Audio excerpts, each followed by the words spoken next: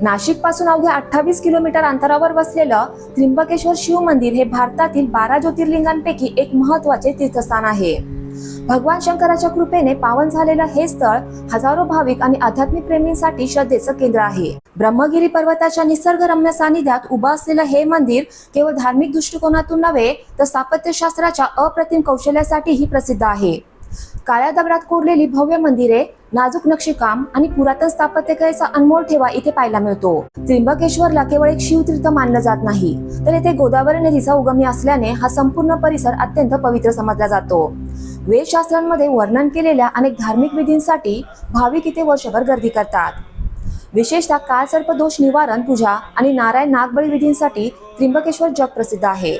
भगवंताच्या दर्शनाने आध्यात्मिक शांती मिळते, निसर्गरम्य वातावरण मन प्रसन्न करतं आणि मंदिरातील पुरातन इतिहास पाहताना भारावून जायला होतं। त्र्यंबकेश्वरची यात्रा म्हणजे श्रद्धा, परंपरा आणि ऐतिहासिक वारसा यांचा अनोखा संगम आहे। एकदा तरी त्र्यंबकेश्वरला जाऊन या पवित्र ऊर्जेचा अनुभव घ्यायलाच हवा।